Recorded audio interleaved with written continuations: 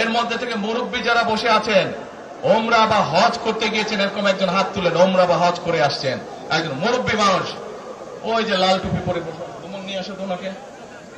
আপনি আসেন দেখি সামনে, সামনে আসেন, আমার কাছে আসেন। কি নাম আপনার? ওই এইদিকে বলেন। বাড়ি কই? বাড়ি সুনামগঞ্জ। সুনামগঞ্জ কোথায়? এই সুনামগঞ্জের মানুষ আছে এখানে? এই লোক আপনাদের মানুষ? আচ্ছা, এখন বলেন কবে গেছিলেন আপনি? হজ না উমরায় গেছিলেন? 16তে হজে গেছেন, 17। এখন আমাকে বলেন, আপনি তো উমরা হজ করে আসছেন, মাইকের সামনে দাঁড়ান। আপনি কাবা শরীফে গেছেন, কাবা শরীফের মালিক কে? আল্লাহ। জোরে বলেন। আল্লাহ। কাবা শরীফের মালিক কে? আল্লাহ। আল্লাহ। আমরা মুসলমান সবাই এই দিন দুনিয়ার, আমরা যে এই পৃথিবী দেখি, এই পৃথিবীর মালিক কে? আল্লাহ। এই সূর্য নক্ষত্র যা দেখি তার মালিক কে? আল্লাহ। বেহেশতের মালিক কে? আল্লাহ। দোজখের মালিক কে? আল্লাহ। আচ্ছা, দাঁড়ান, আপনি বসেন। আপনারা সকলেই সাক্ষী দিলেন দোজখের মালিক আল্লাহ, বেহেশতের মালিক আল্লাহ, এই পৃথিবীর মালিক আল্লাহ, কাবার মালিক আল্লাহ। আরে ভাই, যেটার মালিক আল্লাহ সেটা কি অন্য কেউ দেওয়ার ক্ষমতা রাখে? রাখে না। তাহলে কি দাঁড়ালো? নির্বাচনের আগেই একটি দল এই দিব ওই দিব বলছে, টিকিট দিব বলছে না?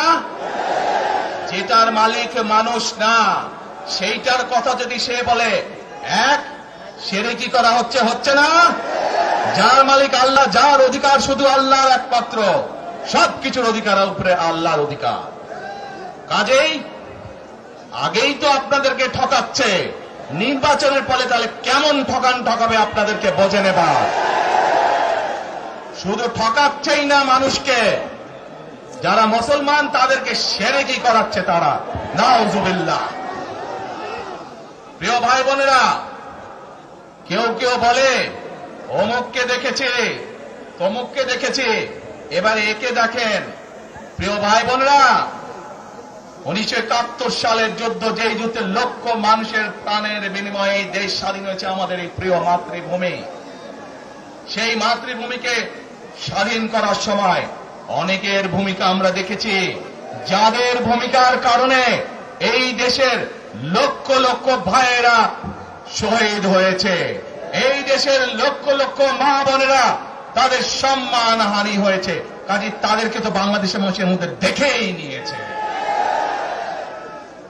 এখন প্রিয় ভাই বোনেরা, এই কুফরির বিরুদ্ধে, এই হঠকারিতার বিরুদ্ধে, এই মিথ্যার বিরুদ্ধে আমাদেরকে ঐক্যবদ্ধ হতে হবে।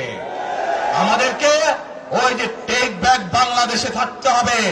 আমরা দেশকে স্বৈরাচার থেকে মুক্ত করেছি, এখন মানুষের অধিকারকে প্রতিষ্ঠিত